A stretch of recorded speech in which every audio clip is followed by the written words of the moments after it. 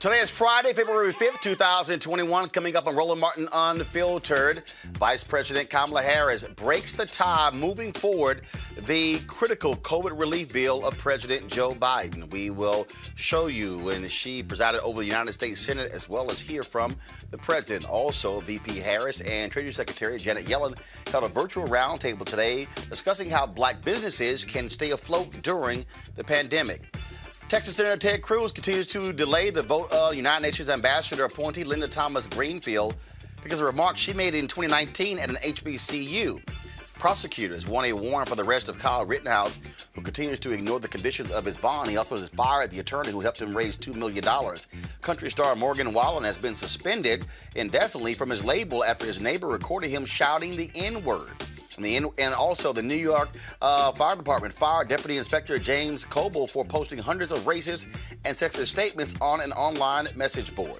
We'll also show you a deputy's, first of all, who committed suicide. Man, the brother left this really sad note. Plus, there's going to be a public viewing held for Cicely Tyson. And we'll talk with two of the co-authors who co-wrote a book about black history. It is time to bring the funk on Roland Martin Unfiltered. Let's go.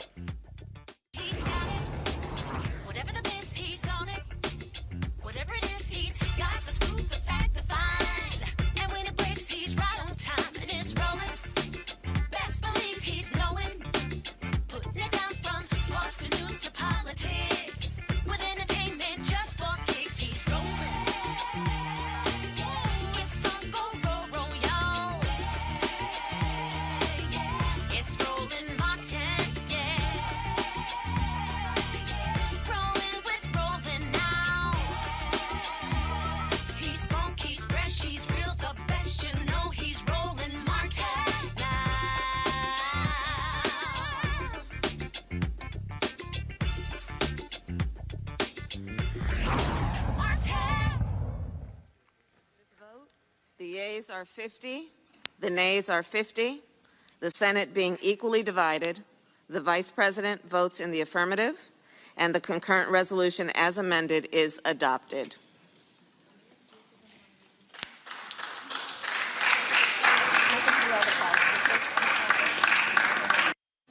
With that, the COVID relief bill moves forward. Vice President Kamala Harris broke that tie early this morning after Republicans offered nearly 800 amendments trying to slow this process down. This particular bill, of course, would grant the relief necessary to a variety of Americans.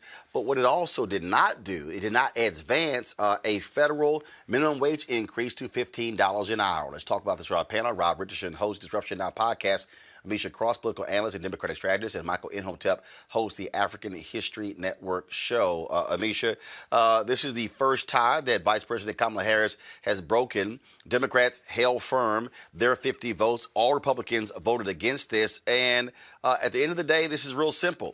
If you're Democrats, you can make the argument now, as a result of this bill, that Republicans didn't give a damn about the people impacted by COVID. It was Democrats who are concerned about their economic well-being. So anytime the folks like folks like Congressman Jim Jordan try to say that, oh, we're about the the blue collar, the working class folks, not if you voted against this particular bill. You're absolutely right, Roland. And Democrats can, will, and should do exactly that. And I think we're going to see it because there was absolutely no reason for Republicans to vote against this bill. This is a bill that would advance those $1,200 checks that people need so desperately across America. This is a bill that would extend unemployment benefits, which expire in March. This is a bill that provides funding to states and localities to be able to advance what we've seen in terms of the expansion of how many people can get vaccines and the allocations therein. And it just seems crazy to me that Republicans have gone and continue to try to obstruct some more, while the American people are literally begging. More and more people are losing their jobs every day. There's people who can't feed their children. And this is just a very hard time for the American public. But I will say this, in terms of Vice President Kamala Harris, this is the best first vote that she could have cast, because this tie-breaking vote here makes a huge difference, because for her, she will always be able to go back and say she fought for the American people, and she fought for the American people when Republicans would not. And I think that that's something that she can hang her hat on. And to your point, once more, at the end of the day, Democrats from now throughout the midterms and beyond are going to continue telling Americans exactly what they did. They fought for you when the Republicans wouldn't. And Republicans are going to have to come up with an answer to why they could not and why they would not. Republicans want to cut the size of this COVID bill. This is President Joe Biden speaking to reporters before he left to go home to Wilmington, Delaware. Thank you for your patience. We had a very good but long meeting with the chairpersons of the House of Representatives in the Oval, and it went a little longer, but it went very well. Thank you all for being here. I'm accompanied by the Vice President and the Secretary of Treasury, Janet Yellen, and I want to talk today about our plan. And the January job numbers came out today, and while we're grateful for everyone who found work and is earning a paycheck, it's very clear our economy is still in trouble. We added just 6,000 private sector jobs in the country last month. Overall, we added 49,000 jobs. And this at a time when we have more than 10 million people out of work. 4 million people have been out of work for 6 months or longer. And 2.5 million women have been driven from the workforce. 15 million Americans are behind in the rental payments. 24 million adults and 12 million children literally don't have enough food to eat. These aren't Democrats or Republicans, they're Americans, and they're suffering. They're suffering not because of anything they did. Through no fault of their own, they're suffering. Once-in-a-century virus has decimated our economy, and it's still wreaking havoc on our economy today. And so much of it is still about the virus. We're still in the teeth of this pandemic. In fact, January was the single deadliest month of the whole pandemic. We lost nearly 100,000 lives. I know some in Congress think we've already done enough to deal with the crisis in the country. Others think that things are getting better and we can afford to sit back and either do little or do nothing at all. That's not what I see. I see enormous pain in this country. A lot of folks out of work, a lot of folks going hungry, staring at the ceiling tonight wondering, what am I going to do tomorrow? A lot of folks trying to figure out how to keep their jobs and take care of their children. A lot of folks reaching the breaking point. Suicides are up, mental health needs are increasing, violence against women and children is increasing. A lot of folks are losing hope. And I believe the American people are looking right now to their government for help, to do our job, to not let them down. So I'm going to act, and I'm going to act fast. I'd like to be doing it with the support of Republicans. I've met with Republicans. There's some really fine people who want to get something done, but they're just not willing to go as far as I think we have to go. I've told both Republicans and Democrats that's my preference, to work together. But if I have to choose between getting help right now to Americans who are hurting so badly and getting bogged down in a lengthy negotiation, or compromising on a bill that's up to the crisis, that's an easy choice. I'm going to help the American people who are hurting now. That's why I'm so grateful to the House and the Senate for moving so fast on the American Rescue Plan. Here's what's in that plan. First, it puts $160 billion into our national COVID-19 strategy, which includes more money for manufacturing, distribution, and setting up of vaccine sites, everything that's needed to get the vaccines into people's arms. There's simply nothing more important than us getting the resources we need to vaccinate the people in this country as soon, as quickly as possible. So job number one of the American Rescue Plan is vaccines. Vaccines. The second, the American Rescue Plan is going to keep the commitment of $2,000, $600 has already gone out, $1,400 checks to people who need it. This is money directly in people's pockets. They need it. We need to target that money, so folks making $300,000 don't get any windfall. But if you're a family that's a two-wage earner, each of the parents, one making 30 grand, one making 40 or 50, Maybe that's a little more than, well, yeah, they need the money, and they're going to get it. And here's what I won't do. I'm not cutting the size of the checks. They're going to be $1,400, period. That's what the American people were promised. Very quickly, here's the rest of my plan. It has money for food and nutrition. First of all, he lays it all out here, Rob. Here's the thing that's important here. Again, Republicans want to make the point that, Trump was populist, he cared about the people. If Democrats consistently say, just like right there, they're saying, no, we're not going to provide stimulus checks to folks making $300,000. I guarantee you that's going to poll well. That has to be, if Democrats are smart, that has to be their position consistently when it comes to who's not going to get tax breaks, who's not going to get help. That's what you do. And so they can completely destroy any argument Republicans make by saying, Democrats, they're destroying the economy. And here's the piece. Larry Summers, he wrote some article saying, that Biden's plan could be too big. It's real simple. $1.9 billion COVID relief plan, repeal the Trump tax cuts, that's $1.1 billion. It's paid for. Yeah, call it a day. Look, it's nice to hear a president talk in a normal way where it's not a bunch of drama. So I just want to say that. And I acknowledge the fact that he said, yes, he'd like there to be Republican support. We would all like that to happen. But it's not going to happen. It's never going to happen. They're not going to do it on any bill, so they should get used to this. Every single bill of any substance is going to require 51 votes. It's going to require Vice President Harris to break that vote. And Democrats need to come from that mindset and frame, and just like you said, Roland, they need to frame not only who they're helping and who they're not, but who the Republicans aren't helping. They don't want to help you. They are trying to hurt you. They are hurting the economy. They're not working with you, and they don't want to work for you. They just want to take our country back because that's all they care about is power.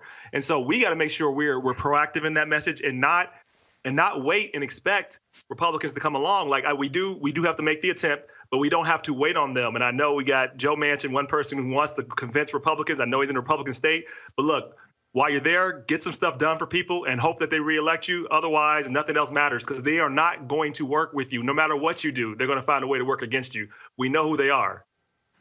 The thing here, Michael, is the Republican governor of West Virginia was begging for the money. Well, he used to be a Democrat, then he flipped to Republican when Trump was there. Don't be shocked if he flips back to Democrat while Biden is there. And so he made the point they needed the money. Because Republicans did not like this particular bill because they felt that it was too much money for local and state governments, for them bailing them out when they really only wanted to target those blue cities, those blue states. Again, if Democrats are smart, every move you make is all about how you are helping those who make less than $200,000 or $300,000 a year. If you are a family out there and you're making 30, 40, 50, 60, 70 grand, trust me, you don't give a damn about somebody making five times as much money as you, who all of a sudden it says, well, what about us? Trust me, if you're making combined 300 grand a year, you're doing fine compared to most Americans. Yeah, for the most part, that's true, Roland. And it's interesting you mentioned some of the governors because you're going to have a lot. I think you're going to have a lot of Republican governors. They have a lot of poor white people in their states who need this money. And the other thing is blue-leaning states or Democratic states contribute more each year to the federal taxpayer pot than red states, than Republican states. And this is something that Governor Cuomo of New York pointed out a few months ago to Moscow Mitch McConnell, who's in a very poor state, Kentucky, Mitch McConnell. So I think what they're doing is a really good strategy to push this. I think you may have, like in the House, you may have a handful, maybe some of those 11 Republicans that voted to strip Marjorie Taylor Greene of her committee assignments. You may have a handful of that, but we can't wait. And it's extremely important for them to connect these policies to the economy and to the economic conditions of individuals. The reason why is because 2022 midterm elections are right around the corner. And as theguardian.com pointed out, and I've dealt with on my show and you've dealt with on your show, Republicans in state legislatures across the country have introduced 106 bills to make it harder to vote, especially for African Americans and Latinos, et cetera. So we have to make a clear connection between these policies in Washington, D.C. and the economic conditions down on Main Street. And again, hopefully you will have an administration that actually says, let's put the money where there is most in need. Today, Vice President Harris, as well as Treasury Secretary Janet Yellen, sat down with black business leaders to talk about this very issue. Here's some of that 1 hour discussion. This is February. It is Black History Month, but I think as we all are concerned, Black History Month is every month. And so this conversation is not only for today, it is part of an ongoing conversation we intend to have with you as the leaders that you are. And when we look at our black businesses in our country, they range. We are talking about software companies. We're talking about healthcare companies. Yes, we're also talking about the beauty shop and the barber shop, but we are also talking about healthcare. We are also talking about childcare. We're also talking about manufacturing. Because black businesses, of course, are engaged in the business of keeping America running. And so in every sector, these businesses are present. And that is how we think of then the role that you play, but also our responsibility to support you in all of those sectors. And during this pandemic, as the Secretary has said, this has been rough. We have all seen estimates that as many as 40 to 50% of black businesses have closed, perhaps permanently. Nationally, we know small businesses, of which the majority of black businesses are, employ 50% of America's workforce, either because that worker is a small business owner or works for a small business. So when we're talking about the impact on the overall economy and country, it's profound. And our research also has shown that in the pandemic, and this is something that is a lived experience for many of you and your members, the PPP program was not accessible to so many of our black-owned businesses. And it had to do with a multitude of issues, which included that those businesses were not necessarily engaged with the big banks, didn't necessarily have the familiar or the consistent relationship, if not any relationship, with a banker who could then call somebody up and say, Miss Smith, this thing is coming down and this is how you apply for it. But what we know is those relationships do exist. And so for whom those relationships are intact, they got the benefit, and for whom those relationships are not intact, they did not get the benefit of the PPP. So the President and I, together with the Secretary, have been looking at how we can do better, knowing the mistakes that were made, and improve on what we need to do to bring relief to the businesses of our country to help our economy grow. So we are thinking of it in two ways as a general matter. There is the piece of it that is about what we need to do to get control of the public health component crisis of the pandemic. And so I'm going to talk for a minute about vaccines. And it is about getting our businesses back up and running, understanding those 2 points are inextricably linked. That one of the reasons we got into the catastrophe, the most recent catastrophe, I'm going to put aside pre-existing issues, but the most recent catastrophe around our black businesses is because also we need to get control of the pandemic. So on the subject of the pandemic, we have crafted, and the President has proposed the American Rescue Plan. And a large part of that plan is focused on vaccinations. And so, for example, we are putting in $400 billion to have a vaccine distribution plan. And this is the first time that the federal government has come in, sadly, since the pandemic started, to support states to do the vaccine distribution piece. But that's going to be up and running. So part of what we're going to ask is for your assistance and support for that component, not only of the American Rescue Plan, but what we need to do to actually make it work, meaning getting folks to go and get vaccinated. Because it's good to have a vaccine, but if folks don't get vaccinated, it won't save the lives we intend to save. We also have a part that is basically about bringing the economy back to full employment. And doing that in a way that we understand that black workers see the biggest wage gains when the economy is at full employment. So the way we're going to do that is, yes, by the vaccinations, but also we need to open schools and reopen them safely. So that is part of our American Rescue Plan. Also, we made a commitment for $2,000 of relief to families.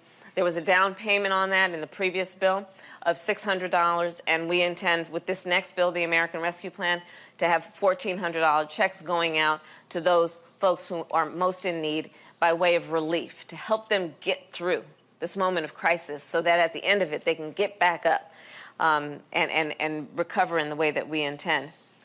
And also, more specifically for our businesses, we are also creating a specific package of relief that is about $15 billion. This did not exist in previous bills, in the relief bills.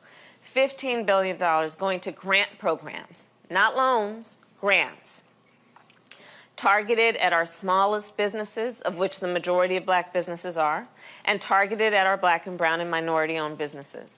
So this is some of the work we are doing, in addition to, as the Secretary said, what we are doing around the CDFIs, the Community Development Financial Institutions. And as a point of personal pride, that was one of the last things I worked on when I was in the Senate, together with Senator Cory Booker, Senator Mark Warner, and others. And the idea is basically to put more capital, to infuse more resources into our community banks, knowing that those are the ones that have the relationships with our businesses and are best equipped to support them, not only by way of grants and loans, but also by way of helping them grow their businesses, helping and surrounding them with the infrastructure of skills and resources they need to sustain a business. So these are some of the areas of focus. This right here, Michael, is where, again, targeted efforts need to be made, unlike where you had the Trump folks who it was all about big business and helping those who already got money. Well, not only was it all about big business and helping those that already have money, it was also removing the inspector general who watched over how the money was distributed. Okay. So, and then we found out that you had like some Trump-related businesses or something like that got money as well from the first round of the, I think it was the first round of the stimulus bill. So this is extremely good. I'm glad Madam Vice President Kamala Harris had this meeting along with Janet Yellen, and once again, this is an example of how politics is the legal distribution of scarce wealth, power, and resources, and the writing of laws, statutes, ordinances, amendments, and treaties, their adoption, interpretation, and enforcement. It's important for us to go back and look at the article from Forbes.com from April of 2020. 41% of Black-owned businesses had gone out of business because of the COVID economy as of April 2020. Now it's probably at least 50%. So what we just saw is an example of how elections have consequences and African Americans voting their interests. So we have to follow through on this. But what I just saw, that's a good start. I keep saying, you should follow the money, follow the money, follow the money. At the end of the day, that's what has to happen. And when we talk about how do we make demands of this government, it has to be helping those people who are most in need. We have seen some reports, 40+% of black businesses lost as a result of COVID-19. January 2020, we're talking about 2.6, 2.7 million black-owned businesses. You lose 40% of those businesses, we're now talking about a massive, massive number. More than a million businesses lost. They were, first of all, of the 2.6 million, 2.5 million only had one employee anyway. And so you're talking about the inability to be able to build wealth and build capital because you don't have businesses. You're absolutely correct, Roland. And it has been really sad and frustrating to watch because we saw what happened with the PPP loans that were given out by the Trump administration. A lot of those went to businesses that honestly didn't need them, businesses that had many places in various different states. We saw even some NFL teams that ended up getting that cash. I think that when we're talking about Black businesses specifically, the Biden, when he was running, when he was candidate Biden, was still out talking about on the campaign trail what this could mean for Black businesses, what the pandemic meant for Black businesses. And he made a promise and a pledge to Black businesses then that I think we're watching him follow through with now. It makes sense to look towards community banks because, to be honest, as a Southsider, as a Chicagoan, when it comes to Black businesses that actually took off in the community, they were businesses that got their funding from community banks. They couldn't get funding from Chase. They couldn't get funding from some of these larger banks that their white counterparts could easily. So I think that when you're talking about funding infusions there, when you're talking about specifically targeting money towards Black businesses, not just small businesses, but Black businesses, because when you say small business, every other business seems to get it, but businesses that are run by Black people. We definitely have to make sure that that targeting happens. And I'm glad that the conversation was started today and that we're seeing this policy in practice and that Black businesses do have relief on the horizon. One of the things I keep talking about, Rob, is how we are to attack the needs when it comes to the federal government. I've talked a lot about this week when it comes to advertising. And what I keep saying to folks, you have to identify specifically where you're getting frozen out. And so I think, and so, you know, we're going to have next week Ron Busby with the U.S. Chamber Inc. on, because that's one of the deals there. How do you confront the unbundling of contracts? How do you unlock the dollars? See, a lot of people just say, and I love these people. I see the comments on Twitter. I see their comments on social media. I see their comments on YouTube. And they're always, like somebody right here, this guy Lamont says, reparations. Okay, Lamont, here's the whole deal. You need 218 votes in the House. You need 60 in the Senate. You need the president to sign it. Right. Let me know how that's going. It's not. Yeah, let me know how it works too. It's not. Yeah, I mean. So again, so all these people, they can yell reparations all day. Okay, let me know when that happens. But in the meantime, how are you going to unlock the dollars right now? We're talking about billions of dollars right now. Yep. Well, there are some things that can be done. As I've seen my mother struggle through this process. She has her own accounting firm, and I see how it works even on the local level. As Amisha alluded, the problem is a lot of the problem is that how they define a small business. How they define a small business is a huge business under the federal government guidelines. The federal government guidelines is 500 employees or less is a small business. You got 500 employees. You are a big business compared to most businesses, right? But they are comparing small businesses compared to multinational corporations, which is a problem with how they even do the program.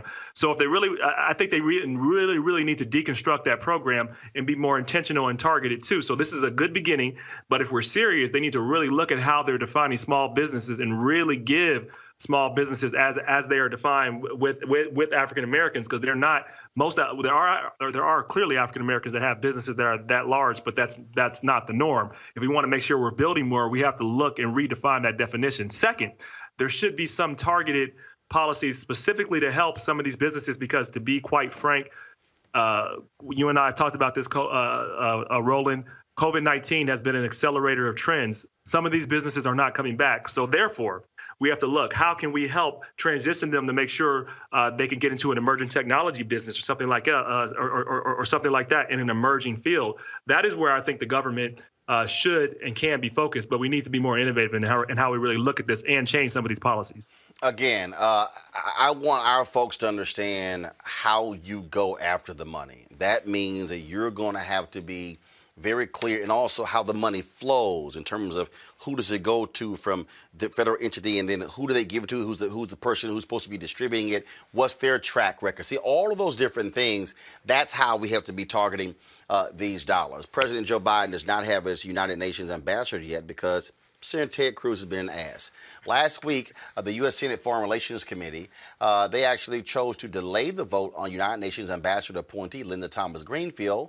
Why? Because Ted Cruz did not like a speech that she gave at Savannah State University in 2019. Thomas-Greenfield gave the speech at the Chinese-funded Confucius Institute on campus regarding China's relations and investments in Africa. Now, although she says she regrets her comments, Cruz and several other GOP senators rehashed the speech and questioned Thomas-Greenfield's approach on the threat of China. The committee is slated to reconvene to reconsider her role. Now, here is this fool, Ted Cruz. Watch this. So you said you were horrified by seeing firsthand what the Confucius Institute was doing. Did you keep the money? I can tell you what I did with the money. I give a tremendous amount of my very meager resources to humanitarian efforts. And so you did keep the money, though? You didn't give it back? I did. I did not give it back. It was not from the Confucius Institute. It was from Savannah State University. Now, you also described, you said you've spoken out against China's abusive practices. Perhaps you have elsewhere, but I can tell you I'm holding the speech you gave at the Confucius Institute, and I can't find a single word of criticism in this speech. This speech is cheerleading for the Chinese Communist Party. You praise the Belt and Road Initiative. You praise their entrapping developing countries in debt bondage. And you say the United States should follow China's model. Is it the role of America's UN ambassador to be cheering on the Chinese Communist Party at the expense of the developing world and at the expense of America? Senator, it was not my intention, nor do I think that I cheered on the Chinese Communist Party. What I recommended in that speech is that Africans need to open their eyes on how they deal with the Chinese. And I would like to see the United States government do more in Africa to compete with My final question, did you have even a word of criticism about the Chinese Communist Party, about its murders, about its tortures, about its concentration camps, about its genocide? Did you have even a word of criticism in the speech you gave at the Confucius Institute? I spoke about human rights there. That's the speech, but you don't see my other engagements with students who ask questions that I answered frankly. And I don't ignore human rights. I talk about the fact that Africans like our values. But in the speech, did you address human rights? I did. Human rights is referred to as something that we promote in the United States. What did you say about human rights in the speech? That are our values. What did you say? I mean, in my discussions with Africans. But I appreciate what you're saying. I'm not denying this. As I said, I regret this. This is one speech in my 35-year career, and I do regret that speech, but if you look at what I have done prior to that, there is no question that I understand. I am not at all naive about what the Chinese are doing, and I have called them out on a regular basis, including today. Thank you. Senator Cory Booker of New Jersey did not quite like Ted Cruz keep harping on this speech at a HBCU, and he had her back. So good to see you here today. I watched the whole hearing on my television in my office and was really appreciative with generous spirit on both sides of the aisle and the substance of the question. I did hear one colleague, though, refer to Biden administration's nominees as embracing China. I think that was the exact wording. And I found that just patently unfair and untrue. And then I heard one speech being taken in a way that was patently offensive to me at a moment that we just had a siege on the Capitol. And I would actually say that of all the members here of this committee, there's not one that doesn't have something in a speech in their past that they regret doing, as this person has said, especially at a time that we see people whipped up to storm a Capitol and the perpetuation of baseless lies that an election that was won by 7 million votes was a fraud. And so I'm particularly galled that in the spirit of bipartisanship, which we usually have, that you were treated like you were recently about one speech that you had already thoroughly explained to numerous members. And the generosity of some of my friends on the other side of the aisle was pointed very clearly. You were invited to give a speech by an HBCU. Now, some of my colleagues might not know this. I have buckets of invitations of speeches where I get speech invitations that I prioritize. If you're a New Jersey university, you got me. If you are one of my alma maters, you got me. But when I get a call from an HBCU, I would imagine to the nominee, you know the sacred importance of HBCUs.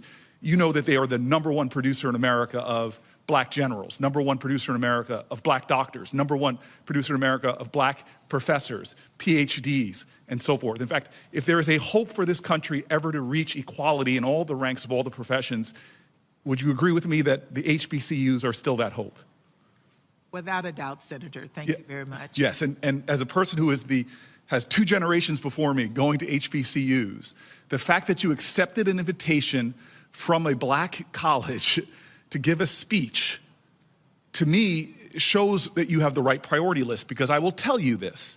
Our State Department ranks are woefully lacking in African Americans. When I travel the globe and visit embassies, they are woefully lacking. We are now at a period where we've had a black vice president, first woman as well, first woman treasurer. You are one of the generations of women that are breaking down barriers and showing the way for women and African Americans. I imagine your commitment to continue to do that is the same, yes? Absolutely. Now, the other thing that just galled me a little bit, it was the fact that Senator Menendez, my senior senator, who is friend and mentor to me, read a whole list through your research, Senator Menendez, of examples for, I think, 10 to 20 years of you being a canary in the coal mine, making warnings about China's activities in Africa. And so to the Senator Menendez, who I rarely ever tell him what to do, so I'll ask him, could you introduce that litany into the record in a formal way so that it is there forever? I'd be happy to. Thank you very much. So I just want you to know I am celebrating that you are sitting before me right now, because I know the challenges we still have in this country. And I watched after George Floyd was savagely murdered, how it wasn't just all 50 states of America that came out and protested, but we saw other nations, right? At least a dozen other countries, because they know that the United States of America, if we can make our values true here, there's hope for the world. Would you agree with that? Yes, sir. So I have 30 seconds left, and I apologize for using all my time, but I just want you to know, for my ancestors, for communities of color all around the world who wonder if this nation will ever achieve itself, will ever get to a point where we can be a country where we celebrate the richness of our diversity, not just in words, but in positions of leadership, where we achieve our potential, as past generations saw when they brought hidden figures out of the shadows and sat them together with NASA astronauts and literally defied gravity. That you today, sitting in that seat, are a reason to rejoice. And your record is unapproachable in your patriotism to this country under Democratic and Republican administrations. I thank you, I celebrate you, and I will submit my questions for the record in hopes that you will give me that response. I yield to you, Mr. Chairman. Thank you. So, Michael, here's why I am greatly bothered here.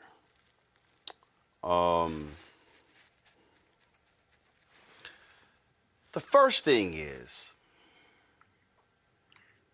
the Americans love to talk smack about China and how we're so concerned about what China is doing in Africa. And Thomas-Greenfield said, I would like to see America do more. I remember when Hillary Clinton was Secretary of State, and she was cautioning African nations about accepting money for investment for China. And I'm sitting here going, well, it ain't like the United States is coming to the table with $100 billion for Chinese nations. Now, let me be real clear. I am not defending how the Chinese, in many cases, have raped African nations. Right. But when other countries are coming with nothing, you're basically saying to African nations, hey, y'all on your own. They're going to cut those deals with China. And so, Cruz, show me where you want to putting a bill forth for the United States to invest in African nations. It's not going to happen, Michael. I don't think Ted Cruz is doing that, and I think Ted Cruz is just trying to be an obstructionist. Okay, I think he's just trying to be an obstructionist. But is not. See, Ted Cruz is a very interesting but unlikable person at the same time, because this is the guy who more likable than he is. Insulted his wife. Donald Trump insulted his wife, right? But then Ted Cruz continues to carry Donald Trump's water. And Ted Cruz was at the Stop the Steal rally January 6th inciting the insurrectionists. He was there. So, I'm glad you showed Senator Cory Booker putting everything into context. And really, it was a underhanded backhand slap at Ted Cruz also what Senator Cory Booker was saying as well. But, Ted Cruz is, he was reelected I think 2 years ago. 2 years, it was in 2018. Beat won by 2.5 points against Beto O'Rourke. Right. So he has 4 years. He has 4 years left, and I think maybe it's a good chance after that insurrection that took place. I think maybe it's a good chance that they could get him out of that Senate seat. But yeah, Ted Cruz is in no position to try to take the moral authority on this and try to check that sister like that. No, he's not. For me, Rob, is where it's problematic. Where again, if you're the United States and you want to talk trash about what some other country is doing and their influence on African nations, step the hell up. I mean, those African nations are more than happy to accept investment from America. But you can't talk trash about somebody else and then you do nothing.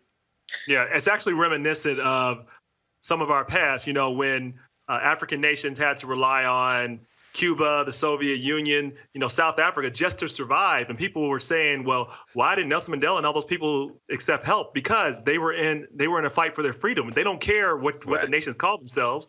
It's about making sure they survive. Africa, same thing. So, I mean, it's so easy to criticize these nations, but I find it really, really hypocritical. Second, as we're talking about hypocrites, I want to talk about Ted Cruz, because this man just defended. He was defending a whole philosophy we know to be false. If you got a chance to see this lawsuit that was filed by Dominion, the voting machines, it's just such a great line. Right. It's one of the best openings. It says, the earth is round, 2 + 2 = 4. Joe Biden and Kamala Harris are president of the United States. These are facts. They're undisputed. The election wasn't rigged. It's just as true as the earth being round, 2 + 2 = 4. But you have people like Ted Cruz promoting this propaganda, getting people riled up, believing that things are being taken from him, that the nation was rigged, that they have something to fight for. He is just as responsible as Trump, because he empowered that rhetoric. He's still not going to hold them accountable. So I don't want to hear anything from a lot of these people. They've lost their right to any type of moral high ground to me for a very long time. I don't want to hear it. And that's really, for me right there, Misha, I don't want to hear a damn thing from Ted Cruz or any of these people, because also I don't want to hear you even having the audacity, the unmitigated gall to question China and their human rights abuses when you literally you were supporting people who wanted to overthrow this country. That's treason. That's being a traitor. Ted Cruz has been an echo chamber for QAnon conspiracy theories for a long time now. He stood out and he helped to not only amplify their voices, but he also pushed those conspiracy theories that he himself knew were false because they helped Republicans fundraise. He also did it because it allowed for the outgrowth of those rallies and pushing people out. And like you said, the insurrection that we saw just a few weeks ago. Ted Cruz also cannot personally speak to or engage in any level about humanitarian crises. This is the same guy who voted for and supported supported President Trump is he pulled out of various treaties that we've had with nations that we relied upon, not only in terms of fighting for humanitarian efforts globally, but also in terms of funding. I think that it's very upsetting when we see someone like Ted Cruz speak against a nominee who happens to be a Black woman. And I think that this is largely because she would be first and she is a Black woman. Let's not forget this is also Black History Month, so it's a double slap in the face. But this is the same Ted Cruz who himself has again stood by while America pilfered the resources of various African nations. This is the same Ted Cruz who stood by and voted for the United States pulling out of humanitarian regards for various countries in Africa. So no, he doesn't care about Africa. He also does not. This is a Republican talking point. All things China, China, China, China. And they're trying to link in any given way something that can dissuade voters who do not understand that Democrats have no true alliance to China. I think that somebody accepting a speech, because Republicans, if we pull out the docket, Republicans have spoken everywhere for private sector organizations. Oh yeah, I mean, you swear, you swear Biden and Hillary and like Democrats in love with China. First of all, how many of these Republicans are doing business in China? How many of them? How many of them are selling their products there? How many of them? His daughter has contracts. Right. I'm like, y'all, come on now. They made a bunch of. Yep. I mean, they're all full of it. They're all full of it. They're just such great marketers, though. What I have to give Republicans is they know how to market some shit, boy. They can make up some stuff and make people believe it. And they just make it up. I guess they have to be because their policies are so bad. But boy, we need to take a class in their marketing because they know how to do this. They really do. Yeah, no, they real good with the line. They real good with the line. All right, y'all, let's talk about the white supremacist, this fool Kyle Rittenhouse, which is kind of weird. Prosecutors asked the judge for a new arrest warrant for Rittenhouse because he violated his bail conditions. Rittenhouse, who was charged with killing 2 people and injuring another during a protest last August in Kenosha, Wisconsin, moved locations without alerting the court. Mark Richards, the teen's lawyer, filed a counter motion on Wednesday, stating that Rittenhouse had no choice but to move due to receiving death threats. Richards stated he offered to give prosecutors the teen's safe house address. However, they would have had to vow to keep the address a secret. Prosecutors refused to do so and are now asking that Rittenhouse's bail be set at $200,000. Am I the only one? Am I the only one, Rob, amazed at how white folk just get to just stay out of jail and get to decide, no, we ain't gonna give y'all our address, and it's unsafe. Like, really? Yeah. You just walk in front of a Capitol building that's guarded and just say, "Oh, y'all come in." I mean, this is definitely a different level of privilege, and this is what we mean by privilege, because some people act like they're confused. Like, if a black man shot 2 people with a semi-automatic weapon on tape and killed them for no reason, he would be in jail right now and he wouldn't be getting out. End of story. Like, this is only true if you're a white man in America. And only because people want to have some sympathy and empathy for what happened to them and try to justify this. He killed black people, crossed state lines because he wanted to go promote hate, because he works for, not what he works for, he associates with white supremacists. He belongs in jail. He has no business being out here. Hopefully he will get in jail and be held accountable. But there's just a whole other level of privilege in this country if you're white, clearly. Just reminds me of Misha, the woman who was one of the January 6 people, went to the court and asked him, hey, there's a bond. My company has a bonding retreat in Mexico. Can I get to leave the country and go to that? I'll come back. But that's what this sounds like. Oh, he's getting death threats, so therefore we need to keep his address a secret. Really? Really, he gets special conditions? So from the moment that Kyle Rittenhouse actually was arrested, he's gotten special conditions. This is a guy who should have never gotten out on bail to begin with. One, he was always a flight risk. His co-conspirators, these individuals who supported him, QAnon folk and the like, were able to raise millions of dollars for him. He was always a flight risk. This is a guy who traveled across state lines with an illegal gun. Mind you, it wasn't his gun. He wasn't even old enough to have a gun.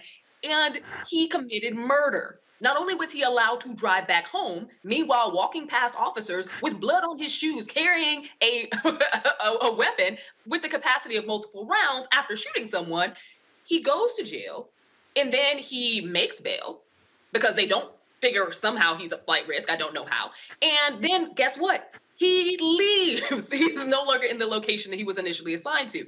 The issue here is also that in so leaving, this was a conversation that was held with police officers. They knew the whole time that this kid was planning on running. And at the end of the day, I think that there have been so many ways that the justice system has gone wrong in this case and has protected this guy who we knew was a white supremacist, who we knew had QAnon conspiracy theories all up in his head, who we knew went on social media and talked about what he was going to do and the types of things that he hated, including Black Lives Matter and any freedom for Black people. He was the type of guy who had been radicalized into terrorism. That's what he is, and he should have been locked up. And it's very frustrating to see that they allow him to slip through their fingers because, honestly, they weren't trying to do anything. They didn't consider him a criminal. Michael, was it trippy as the attorney says, oh, a high-ranking cop told us to do this? I want to know the name of the high-ranking cop. And was that high-ranking cop at the January 6th stop the steal insurrection at the U.S. Capitol building? But it's important. Earlier in the segment, you show Madam Vice President Kamala Harris, who said this is Black History Month. But it's important for us to understand that Black History Month occurs during White Privilege Year. Okay, and this is what we're seeing right here. All right, we're seeing this is the height of white privilege once again, where you just get to make up your own rules as you go along. Okay, so I hope they put him back in jail. He's violating the terms of the bail. I hope they put him back in jail, revoke his bail, and we'll see what happens with this. But once again, this is white privilege once again, and they're making up the rules as they go along. Oh, and the other thing is, Roland, in this article here, it's important for people to know that assault rifle that he got, reportedly, it was purchased with stimulus check money. All I'm saying is that you just think that you just get to go ahead with, I ain't telling the court my address. So, Right. If y'all want it, you got to keep it private. Everything else public record. Yeah. But no, y'all want the address, you got to go ahead and I'm telling these folks, I'm telling you, y'all. Hey, Trump has them believing they have all types of power. And bro. They believe it. Hey, man, these folks are straight tripping. All right, y'all. So country music star Morgan Wallen has been suspended indefinitely from his label after his neighbor recorded him shouting the N-word as he was coming home from a night out in Nashville. Wallen has apologized and taken responsibility. However, the fallout has been significant. Radio stations have removed the music from their playlists, and the country music industry has denounced him. Wallen's record company, Big Loud Records, put out a statement on Instagram saying, quote, "It has made the decision to suspend Morgan Wallen's record recording contract indefinitely. Republic Records fully supports Big Loud's decision and agrees such behavior would not be tolerated." Now, this is the video that was shot. Check this out. Oh, fuck. Hey, Gracie, take care of this pussy ass nigga. Take care of this pussy ass motherfucker. Oh, fuck. Hey, Gracie, take care of this pussy ass nigga. Well, Misha, he's just so sorry. I can't believe those things. There was no reason in the world for me to say those things. It's frustrating, and I am probably the only person on this panel who has been a longtime country music fan. You name it: Patsy Cline, George Strait, Alan Jackson. Oh, how the hell? Hold up! How you gonna just act like everybody else? Everybody else here. I was gonna agree with her. I said probably. If I was to play some records, I would say most of y'all probably would know. I said probably, but I will say this: So how many songs on your country playlist? It's almost my whole playlist. It's my favorite genre of music. But what I was going to say was, but you ain't the only one. Go ahead. Well, then praise the Lord. The issue here that is problematic is that this isn't Wallen's first time doing it. So as much credit as some people are giving country music right now, it does not deserve it. Wallen has been known to use the N-word. He is known to be offensive. And in country music, when we have Black artists like Darius Rucker, like Mickey Guyton, like Charlie Pride, Lord rest his soul, and country music itself has long denigrated Black people, pushed away Black talent, hasn't necessarily listened to the cries of Black people when they talked about people like this guy using the N-word, when they talked about it being it's an open secret. This is the first time he got caught up, and it's the first time he got caught up because after the line that was walked by country music and country music awards and things post the George Floyd protest last year, they made it a loud and proud claim that they were going to do so much to invest in and to make sure that a lot of the racism that was inherent in their industry that they were going to try to root out. So I'm not going to give them a huge amount of credit here because this guy has said this multiple times before. I am glad that there has been a huge pushback against him, particularly because he was one of the #1 artists of 2020 for country music. So he stood to make billions this year, billions with a B, because he was one of the most streamed and he was the one who had some of the most album sales. So I think it's a huge thing that not only is he not on country music platforms, he's not on radio, they've also pulled him from all streaming platforms. That is huge for country music. And it says a lot to, other artists who are known to say similar things, who right now are counting their chickens and knowing how to keep their mouth shut. In fact, this is what said here in this story here. iHeartMedia, Cumulus, and Intercom have pulled his music.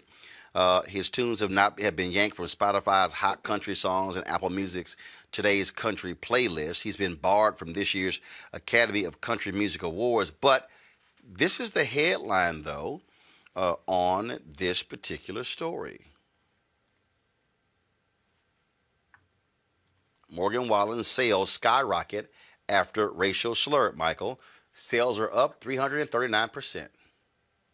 Well, Roland, these are some of the same people that would bring Confederate battle flags to NASCAR races until NASCAR said stop bringing your Confederate battle flags to NASCAR races. These are some of the same people who voted for Donald Trump.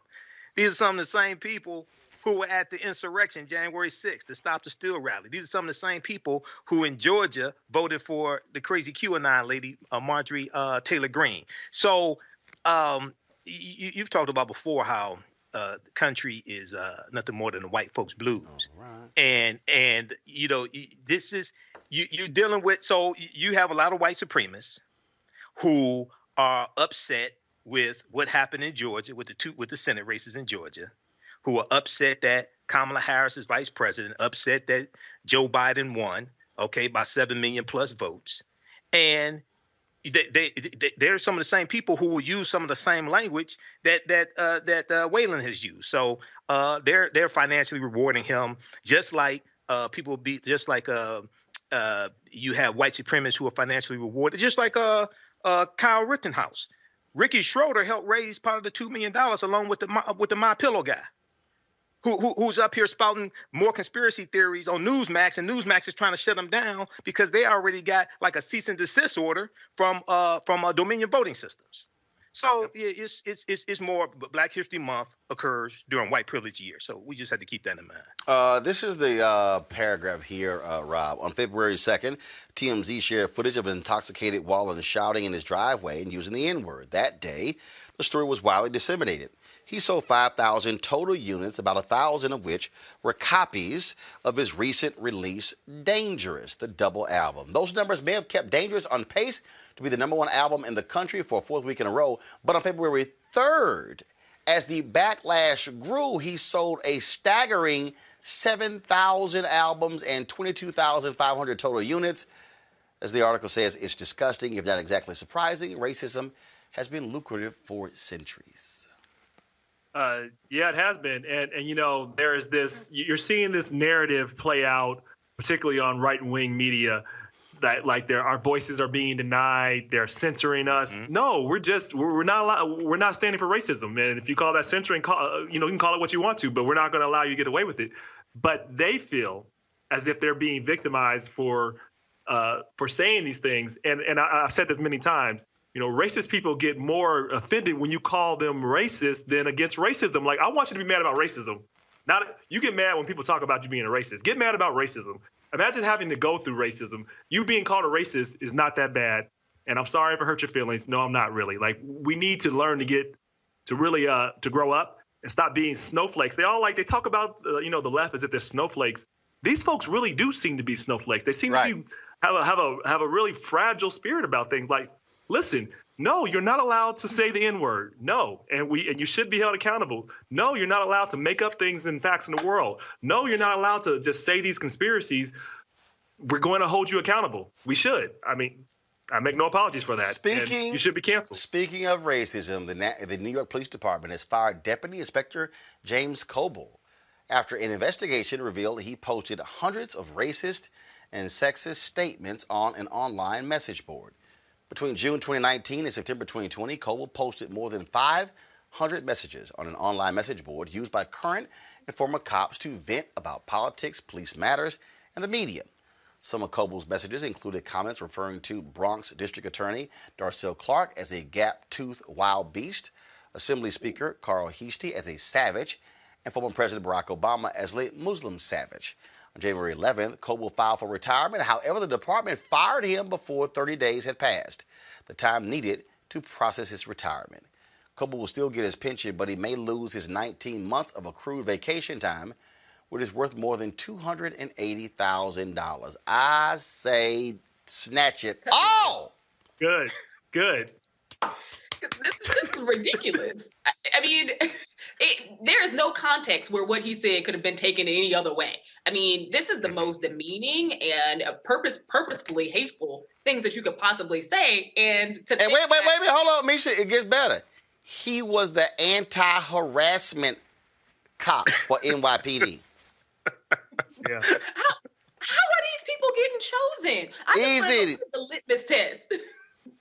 The anti-harassment cop. That's the environment. They believe in harassment. They don't care. And see, look, it's just like Michael the other day when the cops in Georgia who got busted because they had the body cam running and their racism was being recorded. That's the piece, though. And people say it's unfair for you to call cops racist. See, what's happening is that a lot of people's everyday actions and everyday vernacular and sayings are being exposed and they're being held accountable. But when you hold white supremacists accountable, then they say you're picking on them. Now, you just talked about fragility, okay, and these white supremacists. Now, Dr. Frances Cress Welsing, who wrote the ISIS papers, and that was a brilliant sister. I knew Dr. Welsing. She talked about European white supremacy and racism. But you have people like one of my teachers, Professor Kabahaya Kamene, who calls it white fragility because they're really fragile. They're not superior. They're fragile. So you hit on something what you said, because you when you listen to them, they can't take out criticism like they dish out. If you look at Marjorie Taylor Greene yesterday, she wasn't crying, but she was crying. She was shedding these virtual white tears. But then today she was defiant, saying being on the committee was a waste of time. Well, why was your ass on the committee then? Right. Why were you fighting for it? Why were you fighting for it? And why was your ass on 3 committees in the first place? So if you sit back and just analyze this, do a systems analysis, as Dr. Leonard Jeffries would say, do a systems analysis, you would see how really fragile and weak many of these people are. And insecure. Really basic level. Look, when you on social media, it's public record. It's public record. I don't understand how people don't understand. Right. But see, worse. Public record. This fool was using a pseudonym called Clouseau, and he was putting personal details on his post that actually they were able to come back and it matched his. Okay. Oh, you always gonna be matched. So I greatly appreciate. Let me say it right now. I want to thank all of you bigots. I want to thank you, racists. I want to thank you for revealing who you are. I want to thank you for being so public. And I keep saying, y'all, every time one of them lose their job, I want somebody black to replace them. Yeah. Every time. That's what I desire. Yep. What I desire. Got to go to a break. We come back, folks. Shocking story. A black cop, commits suicide because he is angry and sickened by the racism in law enforcement and black folks get killed. Sad story. We'll discuss next. The Roland Unfiltered. What would you say to a young person who says, look, I'm trying to change our society, I'm trying to change this world. Man, I ain't got time for this church stuff. I just don't think y'all legit. Oh, man. I would say just because you see an artist in music that you don't like, do you stop listening to hip hop? No, it's like ridiculous. You see one artist do something that is what their choice was, has nothing to do with the whole industry or the whole art form of hip hop. You don't throw out hip hop. So the same way, if you see an artist that you don't like do that, I would ask you, don't do the same thing with the church. Because just because you see one minister, one man or woman do something that you don't agree with, don't use that as an excuse to demonize an institution that could actually help save your life. You know, I am who I am because I was raised in the church. You know, all the things that I'm able to do in the world are directly related to being brought up in a healthy church environment where I learned how to develop my gifts. I learned how to communicate. I learned how to deal with other people. I learned how to lead. All of those things that help me and other people become successful in society, you can learn in the church. So I would say to somebody that's young, I would challenge them. Everything that's in you, if you're trying to get it out, get into a good church, because that church will be a fantastic incubator for all the gifts that are in you. And when you find the right church, you will find that the others that you may have been looking at were the wrong people to look at. In any profession, I don't care what it is, you're always going to find people that you can point out that may not represent that profession to the best of their ability. But when you find those that do, then you begin to see what it really is about. The U.S. uses more than half the world's healthcare resources, but we're ranked 43rd in the world for life expectancy. How did we get here? The political determinants of health include how we structure relationships, how we distribute resources, and how we administer power. What does this look like at the individual level? Take Jessica, for example. Jessica's 19. Her dad relies on mental health and substance use programs, but when these programs get cut, he becomes too difficult to live with. She leaves home. The neighborhood Jessica can afford has no grocery stores, limited public transit, and limited health care. To save money, policymakers change the water source to a more polluted river. Jessica has a minimum wage job with no health insurance at a convenience store that offers free snacks while she works, which she takes advantage of because they're free. When Jessica becomes pregnant, she can't get health insurance because pregnancy is a pre-existing condition. And she doesn't realize that the salty, fatty snacks that she eats at work are bad for her baby. Jessica gets a ride to the closest clinic for a prenatal appointment, but the doctor is rushed and rude to her. She doesn't go back. Jessica develops pre-eclampsia and almost dies during her son's premature birth. He's born with cognitive defects because of poor diet, contaminated water source, and lack of access to prenatal care. As he grows up, Jessica learns that her school district doesn't have the resources to accommodate her son's special needs. He drops out after 8th grade and will repeat the cycle of poverty. Through Jessica's story, we begin to see how social determinants, environmental determinants, healthcare determinants, and behavioral health determinants take their toll on our lives. And Jessica's story shows us how political determinants supersede personal responsibility. Equity in our policies is a process and an outcome. Change comes when we can identify political champions at all levels and figure out how our most pressing issues align with their policies. For more actionable solutions to close the health gap, read The Political Determinants of Health by Daniel E. Dawes.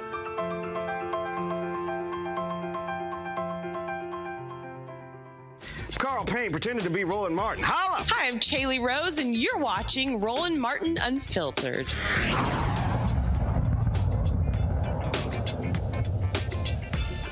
A black Lafayette Parish Sheriff's deputy committed suicide after posting videos saying he was done serving a system that didn't care about him or the black community. 43-year-old Deputy Clyde Kerr III killed himself in front of his workplace at the Lafayette Parish Sheriff's Office on Monday. Before taking his own life, Kerr made a series of videos expressing his thoughts about the criminal justice system. He stated he would no longer put up with the corrupt system that resulted in the deaths of unarmed victims like Breonna Taylor, George Floyd, and Botham Jean. It's January 31st, a little bit after 1:30. Last Sunday. So, here's what it is. I was kind of hoping to see the Super Bowl, this one especially, because we got two Purple Knights actually playing against each other. Mr. Tyrann Mathieu and Leonard Fournette. Hope y'all go forth and conquer. And, you know, I don't think it's happenstance that everything is going on at this particular time. So, I don't know, possibly, maybe if y'all want to, you should. Like I say, take a knee, but you need to figure something out, because this is a moment that can be seized. I think that it should be. So, but yeah, man. I've had enough of all of this nonsense of serving a system that does not give a damn about me or people like me, or I mean, just about life in general. And this is my statement. If this isn't something to state that this killing that's going on, especially by the police, which I am, I can't abide by this no more. I'm not having anything to do with this nonsense anymore. Call me what you want, try to discredit me. I have been a stellar deputy in this 5+ years that I've been there. My last email's been sent.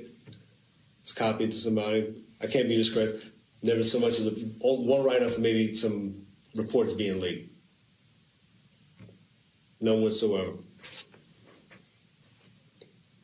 So it can't be said that you know, I was a shammer or anything like that, or I wasn't pulling my weight. And just for contextual purposes, I just want y'all to understand where and what I'm coming from. It's my entire life has been in service of other people.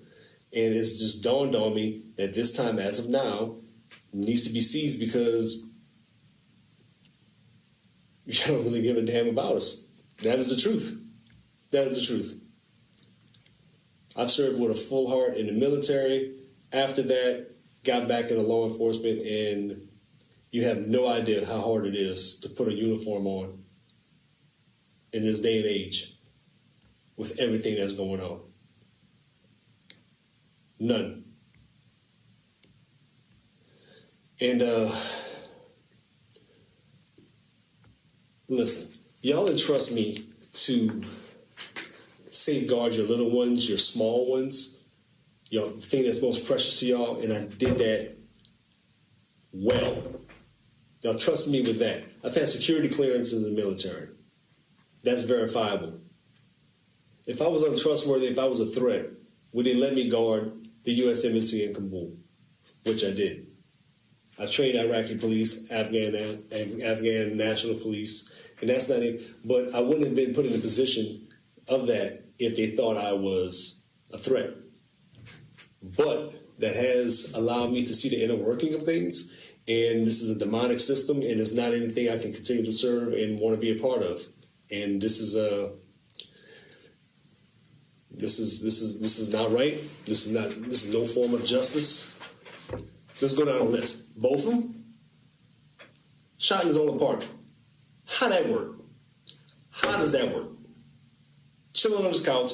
I don't give a damn if he had weed in the apartment. You're going to execute somebody for that? Oh no, y'all are good for that. You break up families for a plant, this war on drugs and this nonsense. But now it's starting to get legal because big pharmaceutical companies stand to make billions off of it, and they paid off the lobbyists, who in turn have started ushering the way it needs to go for them. The countless people who are doing time behind that. How do you even make amends for that? You can't. You can't. This Floyd, man, Brianna, this shit's not right. I'm telling you, it's not. If this feels right to you as a person, then something is wrong with you. This is the furthest thing from right. this is the manner of wickedness that bruh. And you're getting away with it. When is enough going to be enough for people? Huh? Seriously. Y'all are radicalizing people, and then when they buck and they want to go against the system because it's not for them, you come down on them with a hammer. I can't. I don't understand this.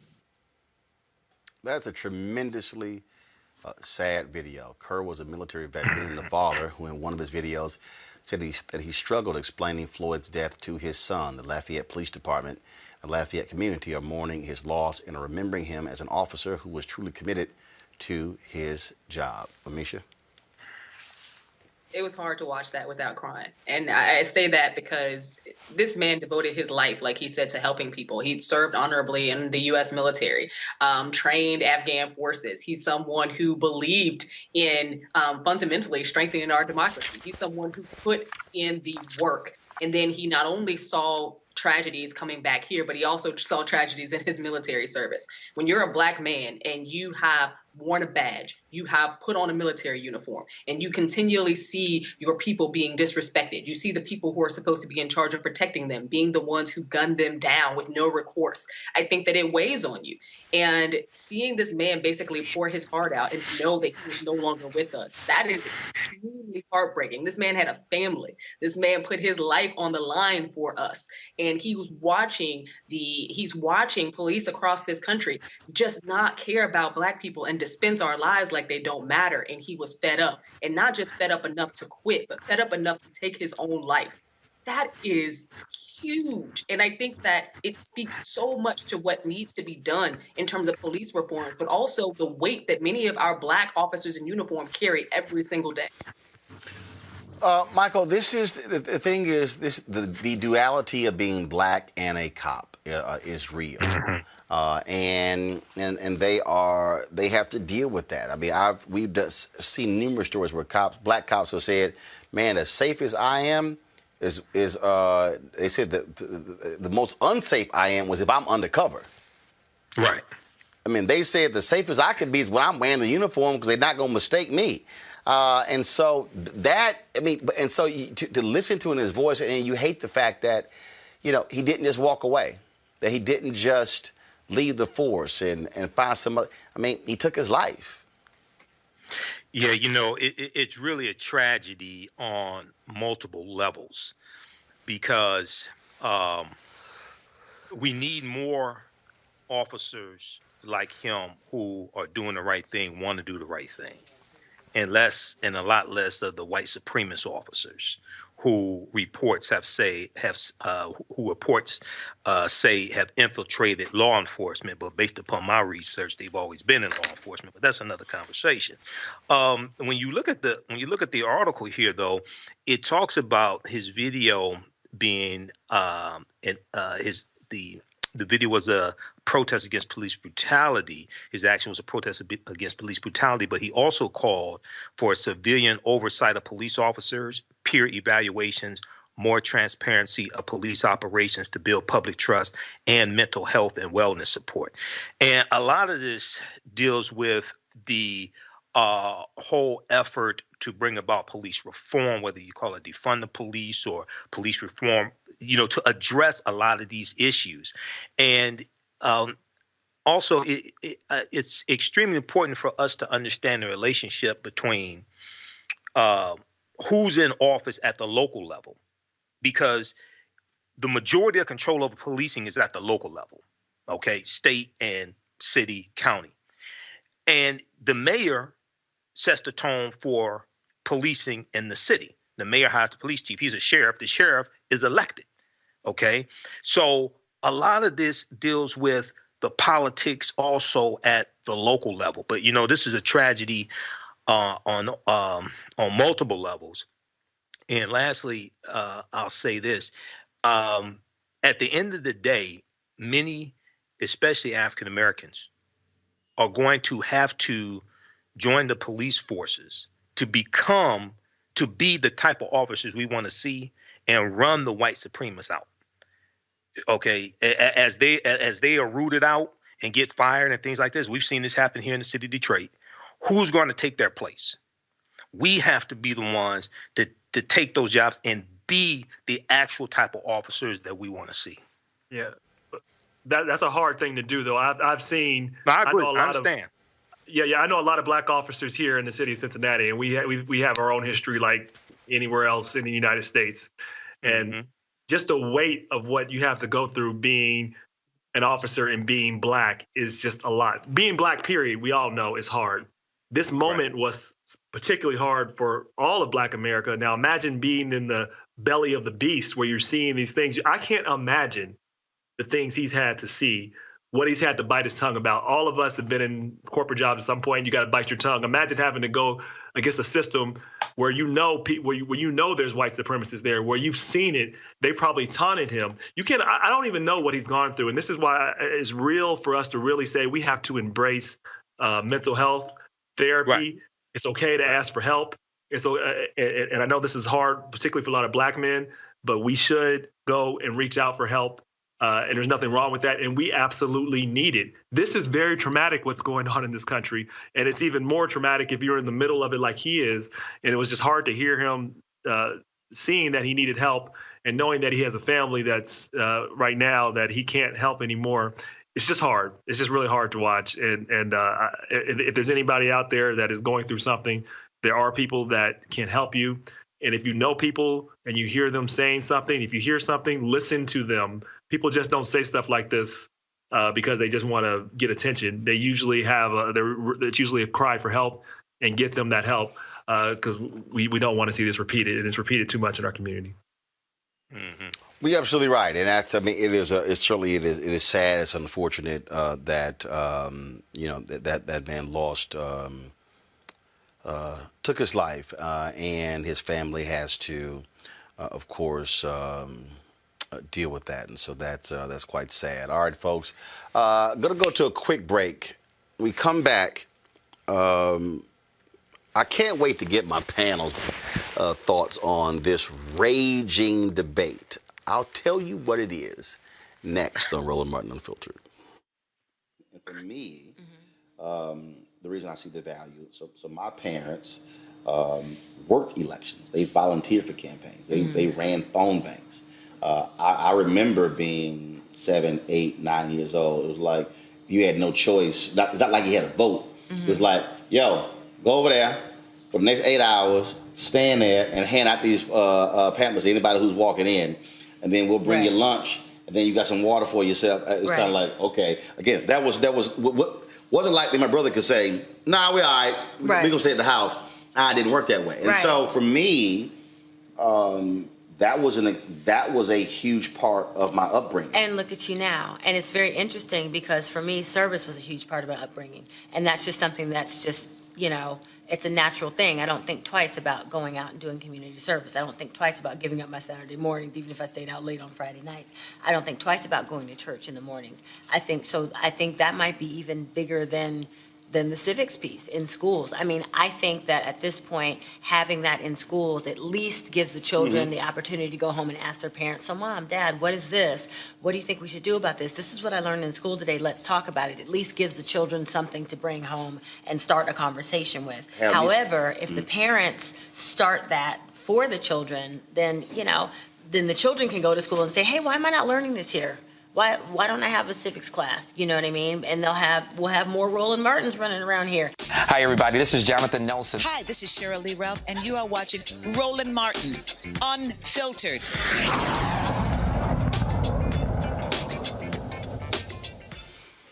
All right, folks, Super Bowl takes place on Sunday, and, it's really interesting to me. Every week of the Super Bowl, the NFL commissioner has a news conference where they address the state of the league. And during this news conference, Roger Goodell talked about how the NFL was just, not happy at all about diversity and how the owners, how they are committed to having diversity, except they're the ones who hire. I mean, it a little hard to say that you have a problem and the owners are fully committed to diversifying the head coaching ranks when they're the ones who own the team? I mean, if somebody tells me, Roland, I am absolutely committed to hiring more African Americans. And then I go, so why your office all white? And then I asked them, how many people have you hired in the last 6 months? Oh, 20. Ain't none of them been black. So how are you committed to diversity, Rob, when the owners are the ones who do the hiring? Well, just don't lie to me. Just say they don't give a shit. What I'm saying. Next question. They don't give a shit. Next question. You and I are on the same page there. That same conversation can be had all across America, and people say, "Oh, Black Lives Matter. We love diversity." You look at how they spend the dollars. You look at who's on their board. No, you don't, right? I mean, it doesn't. And I'm actually one that's sick of a lot of the diversity inclusion and the diversity inclusion consultants and all the diversity inclusion departments. I'm for diversity inclusion. Just do it. Don't pretend like you do it, and don't just have one person you have in charge of diversity inclusion and say you're about diversity inclusion. No. Where's your board? How's your money spent? That's what I care about. I'm sick of these titles. I'm sick of these to say that you believe Black Lives Matter. Good, slow clap. Now, what are you going to do? How are your dollars spent? How are the makeup of your employees, of your management? What does that look like? That's all we care about. That's it. Bring the equity, nothing else.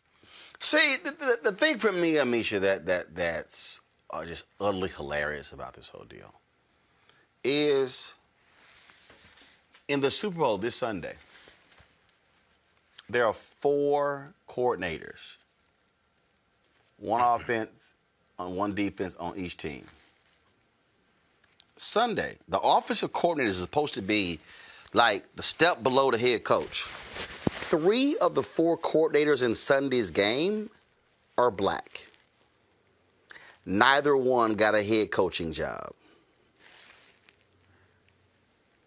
It's quizzical, Roland, and it is because at the end of the day, what we see from Roger Goodell and people like him is that they are race and equity positive as long as it is a PR campaign. It is not seen in action at all. And it's not for lack of talent or lack of esteem or lack of, you can look left, right, and sideways and find a lot of people who would be able to fit these roles who happen to be black. It's because they don't want to do it. I think that for him, it's easy to tweet out. It's easy to issue a press release. It's easy to get one of the highest paid PR firms in the country to say these things that sound nice, especially post the George Floyd protest last year. But we haven't seen those things in action. And to be honest, I think that more black organizations and more black media need, and white media as well, need to start questioning not only Roger Goodell, but other organizations and their leadership as well, who have made these pledges, who make these flowery statements on a regular basis, and we don't see any change. Roger Goodell knows how to say the good things, or his PR firm knows how to say the good things.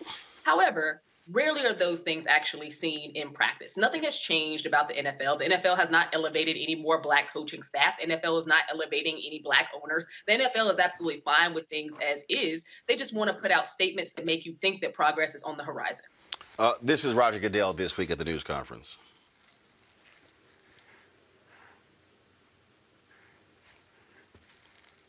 All right, let's see if we can go ahead and get the video to play here. Sorry, 1 second. I'll play that in a second. I mean, I just, again, the big issue for me are these folks who act like we don't have any eyes and we can't actually see what's going on. I mean, we're literally looking at you. This is sort of like, I use this example all the time. Imagine the 4 of us are talking. And no, imagine imagine 3 of us are talking. And imagine it's me, Rob, and Amisha.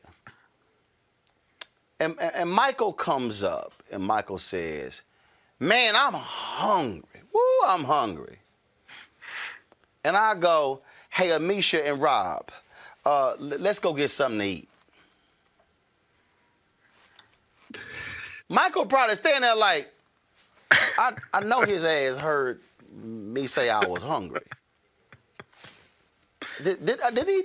I'm standing right here, and he gonna ask two other people to let's go eat, and I'm standing right here. Mm-hmm. Just go ahead and be straight. Owners say, look at here. We want white boys leading our teams. Okay? Mm-hmm. Y'all are more than welcome to be coordinators. Y'all can be wide receivers coaches. Y'all can be running backs coaches. As long as you don't kneel. We ain't hiring you as head coaches. Just go ahead and be honest with me. I mean, look, the one thing, the difference between a whites-only water fountain and integration, but then you don't hire me, I know exactly where you stand with that water fountain. I ain't got to guess where you stand. It's not hidden. These owners are full of crap. Every single one of them. Every single one of them full of crap. You know, Roland, I don't know if were you coming to me next? Yeah, so you go ahead. Oh, okay. So, well, you mentioned me being hungry, which I am, but okay, anyway. So, me too. It's interesting that last year, Roger Goodell said that the NFL was wrong about Colin Kaepernick and his protest. He came out and admitted it. You all remember that? He said, Colin Kaepernick was correct, right? But the league hasn't lived up to their actions don't coincide with Roger Goodell admitting that the league was wrong about Kaepernick's protest. Now, it's also important to note that Roger Goodell works for the team owners, and almost all of them are white. Okay, so they are, as you said, they're perfect. The team owners are perfectly fine with the way things are, unless there's some massive protests, and then they may do some cosmetic changes because then they don't want people to stop watching the games or what have you. Now, I haven't watched an NFL game in 5 years because Colin Kaepernick hasn't gotten hired in the NFL. So I'm not watching the Super Bowl. You can watch it. You all can watch it if you want to, but I haven't watched an NFL game in 5 years. But it's important for us to go back and look at what Roger Goodell said last year in 2020, admitting that Kaepernick was correct, but they haven't taken the proper steps to correct those actions. But also, when Jay-Z got this big deal to produce the Super Bowl halftime show and do all this stuff, this inspirational music, things like this, wasn't that supposed to be about inclusion and all this stuff? And we ain't heard nothing. We ain't heard not a damn thing from Jay-Z about the hiring of coaches. Remember when he had that meeting with Roger Goodell and it was broadcast, and he said, "Okay, now after you get their attention and they say we hear you, then what's the next step?"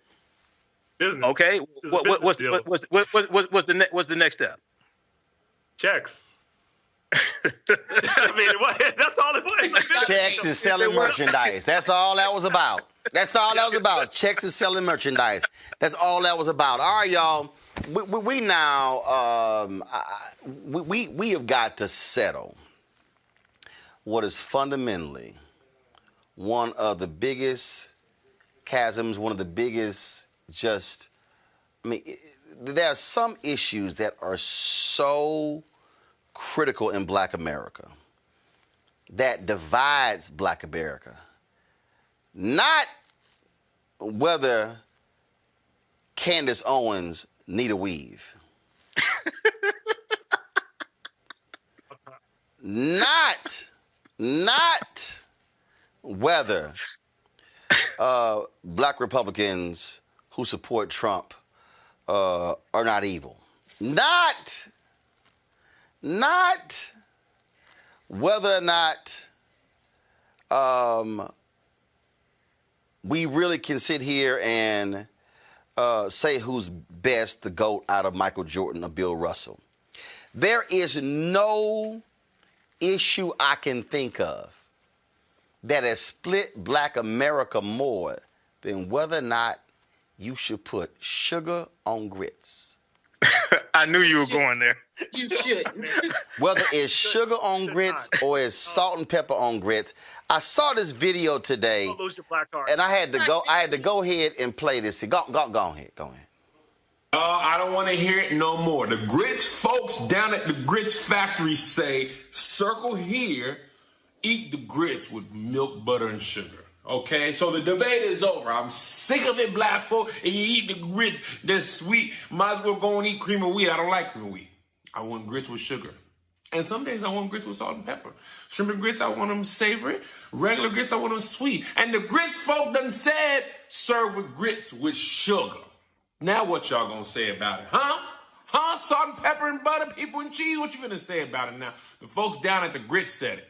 Now, I like to have a bowl of grits before Keep Your Distance comedy shows. You know what I'm saying? That's my pregame meal. A bowl of hot grits and sugar. I'm going to have me one tomorrow night when we have the show. You should get your tickets. But until then, the folks said, I can have it. Now, watch this. I'm going to tell you why black folks don't care, okay? One reason. Black folks don't care what Uno said. Uno said, these are the rules. Black folks said, shut up. These are our rules. Y'all just make the cards. We're going to play the game. And that's how black folks going to care about the rules of grits. They don't care if the grits folks say sugar. They say, y'all don't know nothing about grits. You just make them and shut up and hush. And the second thing, right next to sugar, it says, serve it with raisins. And I said, now, hold on now. That's oatmeal, you know. Grits folks, who said raisins? Now we know raisins go to potato salad. That's Karen who said that. Now, I don't know black folks down at the grits factory. Because I ain't never really heard nobody say raisins. You know, we can argue about sugar versus salt and pepper. We ain't really gonna argue about raisins and grits. I don't know what you're talking there. Why does this divide the community? People judge you for the sugar and the grits when the folks down at grits folks said sugar. And people gonna say, I don't care what the grits folks said.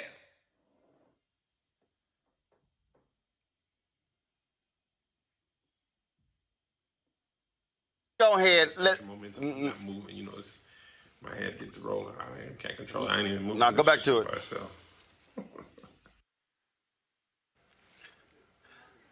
All right. What happened to Amisha? Y'all get Amisha back. Amisha was so hot, she obviously turned her doggone phone off. So, I mean, this really just splits black people. Michael, where do you come down on grits? Are you a salt and pepper and butter person, or are you a sugar on grits person? Well, I may not be the best person to ask this question to. I rarely eat grits, but when I do, stop. Right. When I do, wait. So hold on, stop. Did you just say, first of all, that you barely eat grits? Then I rarely eat grits. Then you said, but if I'm at a hotel?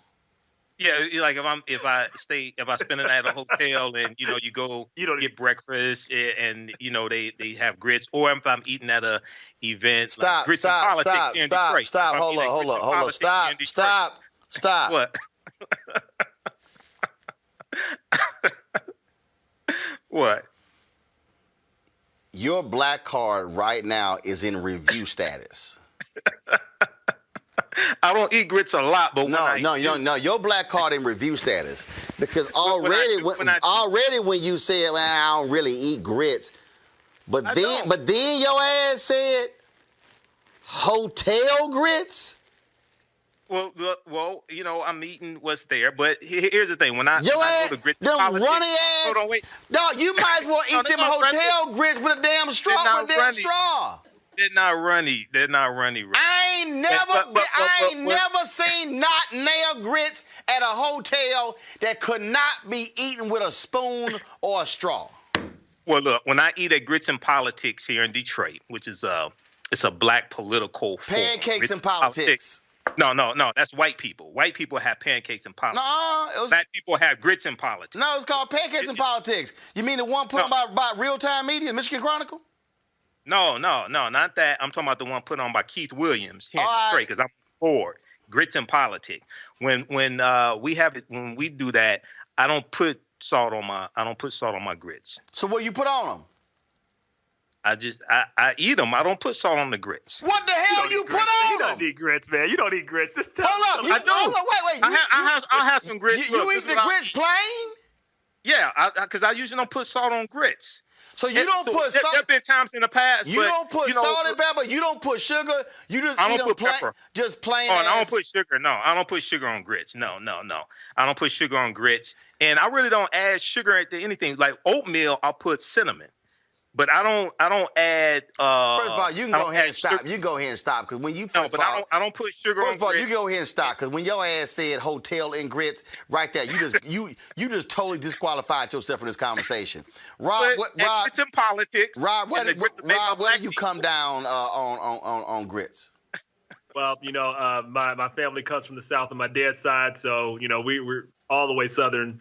Bacon, eggs, pork chops. And so definitely salt, butter. I don't understand these sugar people and who they are and where they come from. You damn right. They sitting right here. I'm going to put some damn sugar on grits. And my ass from Texas. I don't give a damn about sitting there. First of all, I ain't putting no damn pepper on. And here's the other deal. I didn't Folks say sitting pepper, here. salt. And here's I want to say people. They want to put salt in the grits while you cooking them. Hell no, don't be messing up my damn grits. Put that salt in your own plate on your own portion. Right. But you ain't messing up my grits. No, I'm going to put sugar on grits. I don't give a damn what nobody got to say. I called Jamel Hill because her little country ass, she's sitting here just trying to dog folks, and she on some Zoom call. I said, come on. She's like, oh, I wish I went on the Zoom call. She said, I'll come at you. I said, girl, bring your ass. Bring your ass. Y'all, well, Misha. She left. She would have brought it to you, too. Well, Misha, her Wi-Fi went down. So, hey, Roland, very quickly. See, now my taste may be different because I'm a vegetarian. I've been vegetarian for 15 years. Your ass black. Yeah, my black, and my parents are from the South. You a vegetarian? But still, grits ain't no damn meat. But when I eat grits, I don't put salt on them, and I don't put sugar in them. When last time your ass ate grits? I had grits. I don't think it was last year, so it had to be 2019. No grits. No, usually in the morning I eat oatmeal. Y'all know damn well that this Negro Michael eat chitlins probably more than he eat grits. Oh no, I don't. I've never had chitlins, Roland. Those are fighting words, Roland. I've never had chitlins. Okay, no. Hey, all right. Do we got Misha back? Misha coming back? What's wrong with her? Okay, this is what Kelly Carter tweeted, and she says she don't want to hear nothing else. This is from Albert's Enriched Hominy Quick Grits right here. Breakfast grits served with butter or milk and sugar. Right there. End of conversation. End of conversation. Y'all can see, that's why I play that video. Y'all can get mad. All y'all, Goldie Taylor was out there talking about this as well. Goldie from the South, she countries all get out. She's like, sugar on grits. I'm like, sugar on grits. I don't care. But like my wife, she put them doggone, I said, don't come with that damn pepper. Don't you come with that damn pepper. This ain't no steak. This ain't no vegetables. Don't do it. I don't understand it. I don't understand y'all, but like salt, I get sugar. Yeah. First of all, that actually must be an alpha thing or something. I don't know what that's First of all, you ain't even from the South. So doesn't matter. My family is. You probably don't even eat. You probably don't eat your chicken with seasoning. Stop it. Come on. You mean? No. You know, I can cook and hey, look, I can give you a run for your money in cooking, brother. Boy, I'm gonna hurt your feelings. All right, let's do it one day. Rob, I'm going to hurt your feelings. Rob, let me ask you this question. Have you ever had a recipe in the Real Men Cookbook? You know what? Sit your ass down. I say, have you ever had a recipe included in the Real Men Cookbook? No. There you go. Be quiet. Try some of our ribs and we'll see.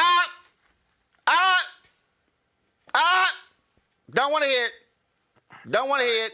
Go on over there and cook your meatloaf. Meatloaf? I'll tell you what, we're going to cook some ribs and we're going to see who can cook better ribs. Go on, cook your meatloaf. Don't give a damn about no ribs. I cook gumbo. Don't give a damn about no ribs. You don't cook ribs? Okay, so yeah, there you go. You cook gumbo? You cook gumbo? I don't cook gumbo. Yeah, that's a smart move. Do you cook curry chicken? Hell no. I cook gumbo. I'm Jamaican curry. I'm just have Jamaican background, so that's what I cook different food. Hold up. First of all, your ass say you're people from the South. Now I got a mama and a daddy, dude. Now you saying Jamaican and you sitting in Ohio. My mom's side. Y'all. My mom's side. Anyway. Hey, some people were in Jamaica before they were taken into the South as slaves. Hey, look, you ain't had grits in at least 2-3 years, so just go ahead and be quiet, okay? You just stop talking, being a part of this conversation right here, okay? All right, so Michael, there ain't nothing you can do to contribute to this conversation. Nothing. Last time you had grits was before the midterm election. Don't even nothing. No, 2019. No, right. 2019. You can't go to Georgia. Now, First of all, I like pancakes. The moment your ass said hotel grits, right there. Well, you know what? Right there. It may have been 2020. I think it may have had grits in 2020 when my girlfriend at the time cooked breakfast. She may have had we had pancakes, but she may have had some grits. So if that was the case, then I did. But I don't put salt in them. You said hotel grits. Right there. I may have some. You are completely disqualified from a conversation. If you ain't say grits cooked on the stove at my house, my woman's house, my grandfolk house. No, your ass said hotel grits. I had to think about it. 2020. So it would have been 2020. Yeah, because she did cook grits. But I still didn't put salt in them, and definitely not sugar. I don't put sugar in grits. I'm looking here on YouTube. I don't put sugar in grits. Toya Alta said, Michael, just hush. Yeah. I let it go. She said, just hush. She like, don't even, just hush. Let's see here. Damn, this is so cold. Diva Jones said, Hotep is anti-seasoning. I think that was for you, Michael. No, I'm not anti-seasoning. I just don't put salt or sugar. Richard James, you don't need grits. Hotel grits taste like you ain't got no job like hotel grits taste like hotel eggs. I don't eat eggs, so I wouldn't know. Damn, I don't eat eggs. What the hell you eat for breakfast? Lunch? No, I'll have oatmeal, fruit, pineapples, mixed fruit, oatmeal. I'll put cinnamon in the oatmeal, sometimes raisins. But sometimes once in a while I have pancakes. I don't cook them myself, but Kevin Coles, hotel grits have no place in this conversation. Oh well, that if they have like a buffet, TJ, you stay at a hotel and they have a buffet. Pull his card about them hotel grits.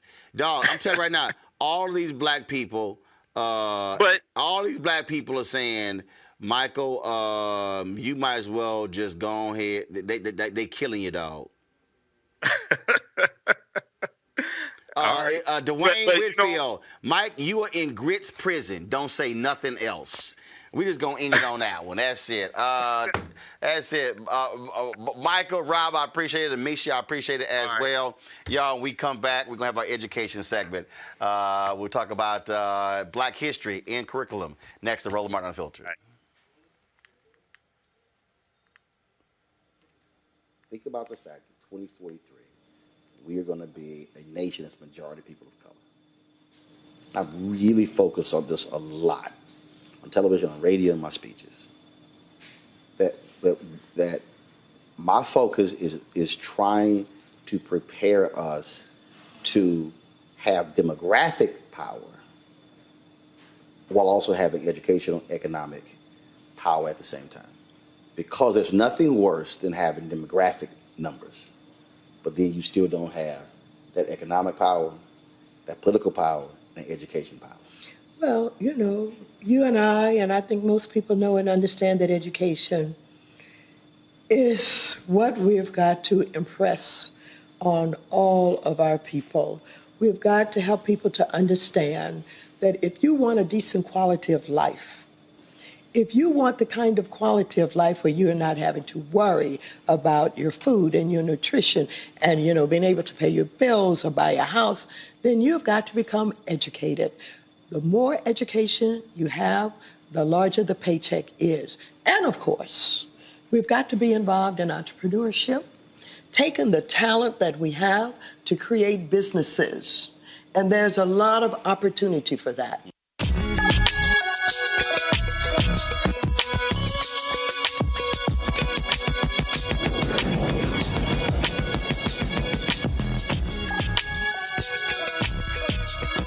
Most grade schools don't have curriculum, in place that offers students an accurate depiction of Black history. Of course, this is Black History Month. So my next guests have created a book titled Black History 365, an inclusive account of American history. Their goal is to change that narrative. Now, that's obviously critically important. This is what the book looks like right there. Joining me right now is Dr. Walter Milton Jr., Dr. Joel Freeman, both co-authors of Black History 365, an inclusive account of American history, and Grammy-nominated, multi-platinum producer K.L. Cates, who was the founder, creator of Curriculum Incorporated, and the one who put together the soundtrack that accompanies the book. First, let's play this video. It is a story that makes us who we are as humans, the thoughts, emotions, and memories. And it is the storyteller who makes us come alive. In ancient West Africa, specially chosen individuals embraced the role of collecting, how long is the video? Maintaining, and dispensing the treasured stories of individuals, families, and dynasties. They were called griots. Through their methodical word choice, masterful poetry, and verbally illustrated stories, they provide us a solid understanding of the greatness that we were, the greatness that we are, and the greatness we are destined to be. Today more than ever, we need the power of our story to be heard, to be listened to be understood. And we need our modern griots to rise up to the challenge. We at Black History 365 gladly accept this challenge. At Black History 365, our goal is to equip our nation's inhabitants and the world at large with a more thorough, candid, and interwoven understanding of African American history and realities within the American and world historical context. To accomplish this ambitious goal, we have created a textbook on African American history that encompasses the history of African Americans starting in Africa until today. Our game-changing textbook, Black History 365, an inclusive account of American history, and its corresponding K-12 curriculum are designed to not only reveal the hidden, undertold, and misconceived portions of African American history, but also to cultivate an atmosphere of being authentic with each other about our nation's past with the intention to heal, not hurt. The textbook meets Texas state standards regarding U.S. history as it provides a healthy survey of national, international, and regional U.S. history through the lens of African Americans. The 10 units of the Black History 365 textbook consist of all-encompassing topics starting from ancient Africa, the transatlantic slave trade, the American system, emancipation, the Great Migration and its aftermath, civil rights and American justice, the economic system, pop culture and Black wealth, the Lone Star State, and the North Star, Canadian Black history. The Black History 365 textbook is full of rarely told history lessons and more than 3,000 original artifacts to take students and educators on a colorful and powerful journey to embracing an inclusive account of American history. The engaging textbook entices students to think critically, using well-placed discussion points and sidebars that connect with modern societal challenges. Most importantly, the textbook meets and exceeds Texas state standards so that students can achieve elective credit. Similar to college courses, the Black History 365 textbook and coinciding curriculum can be used independently or as a supplement to existing U.S. history or elective courses. The Black History 365 textbook and curriculum are making history. Through our product, we want to empower all of the youth who get to interact with our project. Learning the powerful lessons of Black history will uplift the knowledge, confidence, and understanding of our nation's youth so they may all be inspired to achieve. So let's fulfill the legacy of Carter G. Woodson. The champion of promoting the learning of Black history is known for saying, "Those who have no record of what their forebears have accomplished lose the inspiration which comes from the teaching of biography and history." Now is the time to act for inspiring America's children through the knowledge of their ancestors, and it is up to the brave educational institutions to help accomplish this vital goal. All right, folks, let's talk about this with Dr. Walter Milton Jr., Dr. Joel Freeman, as well as joining us is K.O. Cates. All right, folks, this is, whose idea was this? So how did this whole thing start? Where did it originate from? Well, I guess it was my idea, but it probably originated simultaneously with all of us. But I remember I had an experience in fourth grade where my teacher, Miss Laudisi, said, "Hey, I'm going to teach Black history." And she started with the benign institution of slavery. And she did it in a way that evoked so much shame and humiliation. So that moment stayed with me all of my life. And so as a result of that, I went into my career as a school principal, as a school superintendent, and I just looked at the curriculum and I said that there's nothing that's pedagogically sound for children that look like me. At the same time, that curriculum could help others who don't look like me. So I contacted Joel Freeman and I said, "Hey, I'm going to do this. I'm in the process of writing this book, this material, and I would like for you to join me." He came on board. Soon after, we had an opportunity to fly down to Atlanta. We met Dr. Kevin K.O. Cates and said, "Look, hey, man, we want to add some music to this, and you're the man from what I hear." I know that Joel and K.O., we call him, had a relationship in the past. So Joel, he thought of K.O., and here we are. So we have a textbook that's unbelievably different from what has been presented to our society and to our people. What makes it so different, Joel? Pardon me? What makes it so different and unique? Well, first of all, we start in ancient Africa. And the reason why we did that is we did not want to reinforce the notion, either implicitly or explicitly, that Black history started with slavery or the slave trade. So we bring out all the folkways, the mores, the values, the genius, the creativity, hunting, gathering, fishing. We talk about industry, and then we talk about the ancient kingdoms that transcend the current geopolitical lines. And then we end in Canada. Of course, we bring in George Floyd, John Lewis. We bring it all the way up through. The textbook is this big. It weighs 5.5 pounds, is 1,248 pages, has over 2,500 images in it. It's like a Nat Geo project.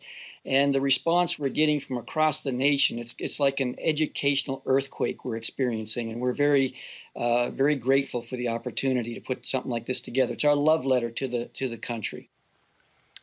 So this is, so we talk about it being interactive. Let's talk about that, K.O.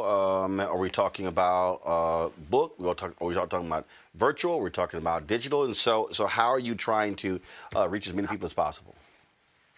Well, when you speak on the book, there's two ways that it's interactive. So one side, of course, the book itself has the QRC codes to where you can put your phone up against it, and there's videos that come that elaborate more on each topic in the book. But then also, of course, with the music, what I did was actually I took each chapter and brought my team in, and I produced songs for each chapter. So literally, you can actually just listen and learn from ancient Africa all the way to our current time through the music, meeting our youth exactly where they are. So in terms of, we were operating now in this space where folks are looking to gain more information. Make the argument for a parent out there who says, look, why should I get this book compared to other books? Why should I? There are board games out there. There are cards out there. There are all these other different things that are out there. What makes this one special and stand out? Anybody can answer. I think the images is one thing that makes our book stand out. And also, it really takes our young people and also our adults. We say that it engages all ages. It takes them on an intellectual journey. We have the visualization that really supports the research. We spend laborious hours putting this together, 12 to 16-hour days for over 2.5 years. Our research is sound. It's impeccable. And we wanted to reach the heart and soul. We know that there's a major gap in America's schools right now. When you look at those young people that look like you and me, they are struggling. In some cases, they are in an abyss or conundrum where they have been detached from the educational process. What this does, it hooks them and brings them in and brings their families in as well. Also, it dispels a lot of stereotypes as well as misconceptions. One of the things that I think is so interesting when we talk about history as opposed to his story. And that really is a piece here. This also, to me, is not a piece of work for black folks. It's also what white Americans should also be embracing, because that's part of the problem. They have learned his story and not history. And one of the things that we wanted to do, Roland, is we really wrestled with the whole idea of how do we deal with some of the difficult topics that have vexed our country for centuries. And I'm talking about topics like, should we tear the statues down, reparations, scientific racism, can a white person ever fully understand the black experience in America, Uncle Tom, 3/5 of a human being. And we developed a process whereby people can talk about these topics rather than butting heads or talking past each other. And it's a proprietary process called the Elephant Experience. And so throughout the entire textbook, we have probably over 50 elephant experiences. And the first class is not even about black history. It's about the students developing the how they're going to do the what. In the second class, we have something I have in my collection. I have a black history collection, over 3,000 items. This is from the mid-1800s, from the Chokwe tribe of Angola. And it's a talking stick. Whoever in a tribal council is holding this stick, that person has the authority to speak, and everyone else has the authority to listen. So the students will segue from this and then develop their own talking stick for the classroom, so that whoever holds the stick there can be order instead of chaos. And it's about healing and discussing these topics in a way that is not bringing greater divisiveness amongst the students. Folks are asking, where can they get it? Where's it being sold? Well, through the website. Walter? No, go ahead, Joel. I'm sorry. It's through the website, and it's bh365.org. B stands for Black, H for History, and then 365, bh365.org. And there's the ebook version, which is on a robust platform, and then there's also the regular textbook that people can order. And what about what about the soundtrack? So with the soundtrack, it's also on the site, and it's on all platforms as well. It's 2 CD, it's 2 albums, so it's 42 songs total, volume 1, volume 2. So check it out on all your streaming platforms, but also, we're encouraging everyone to go out and actually purchase the album as well, because our goal is to make this album first off, it is the first and only official soundtrack for Black history and our culture. But our goal is to make it become the #1 in the country as far as Billboard charts and everything during Black History Month, and really make history all together. So, we're encouraging people to also go to Amazon or your iTunes store and actually purchase the album.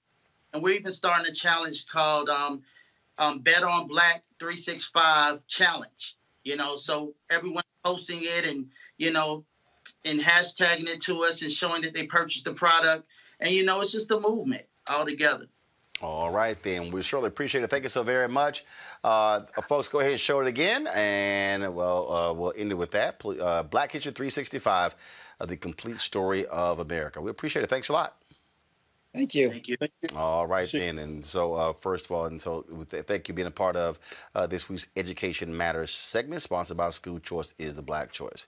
Folks, that is it for us. I certainly appreciate all of you who are joining us.